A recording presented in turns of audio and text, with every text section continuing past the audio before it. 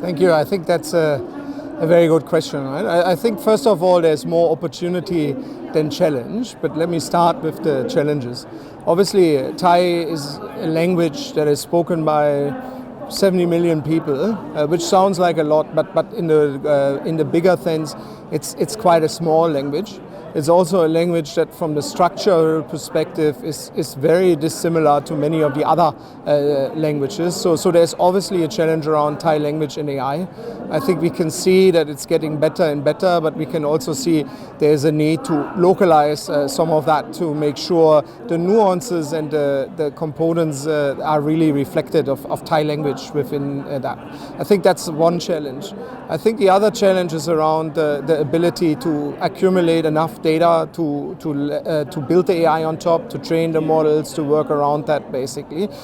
Also given we have a relatively small market, small number of people, small number of documents basically, and I think that's another challenge. However, if we look at the opportunities, I think they are almost endless basically.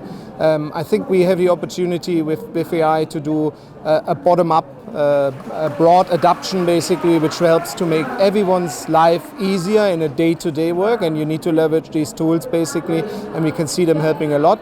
I think we can also see, if you look at the deep adoption of it, there's so many areas from customer service, software development, all of the other areas which will enable new economics and new ways of doing basically things at completely different cost ratios, which will enable a lot more digitalization, a lot more opportunity to use technology to drive companies forward and get to better results. So I think there's a couple of ways how banking and financial services is going to get disrupted. So number one is basically, if we look at like what has been traditionally the strengths of banks was being very people focused, a lot of that still one-on-one. We've seen the first disruption for that and the digitization wave, but still there's a lot of problems which we have not cracked yet in banking, and that becomes where personal interaction with the bank is still important and still very important. This is corporate banking, this is the high wealth management basically for the ultra high net worth and others. These are areas where the AI now can help to provide a personalized experience, and particular with large language models will provide an ability for banks to change that basically and automate more, do more of that. So that's one key area.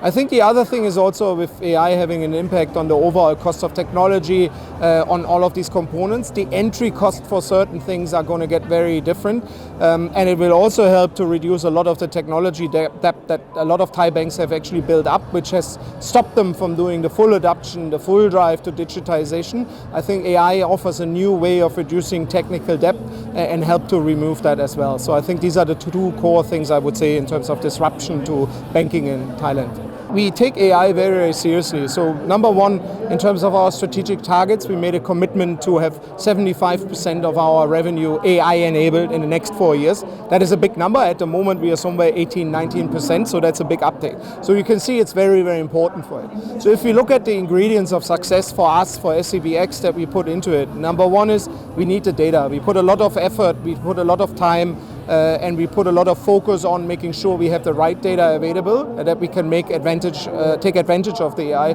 because there's no AI without data. Number two is we're looking at the technology twofolded. One thing is we're building strong partnerships. One of our strong partnerships is Microsoft. We're adopting a lot of their technology and they're helping us a lot with the adoption of it. However, we think that's not enough. We also do our own AI research and development. We've launched Typhoon, our own Thai language model that helps with addressing some of it. The fourth ingredient for us is basically the skills and the people. So we launched an AI literacy program for all of our stuff. It started with a cohort of 300 AI champions. Now we're rolling it out to the broader organization and bringing on board a lot more and taking that AI skilling and reskilling of our workforce serious with the aim to have 100% of our workforce there. And the fifth ingredient for us is the experimentation and the tone for the top. Every board member, every management committee member takes AI very serious, has to basically make sure we embed that into the organization. So with these 5 ingredients, we aim to enable our strategic objective of 75% AI-enabled revenue. So I think key takeaways, number one is I think it's important to understand that AI has in the last 12 to 18 months disrupted us in very different ways, and we see a lot of development. Number two, it's not about the model that you deploy, it's actually more about the data, more about like how you actually make that work. I think it's also important to understand that we should take this very serious, and I'm quoting Piyush Gupta, the CEO of DBS here, who says data and AI is the new air, not the new oil, so it's really important. But in order to get to that, you have to work through the 5 components that we had before, basically, and take it quite serious. But I think the most important takeaway is please take this AI disruption positively and use that, look at it as an enabler.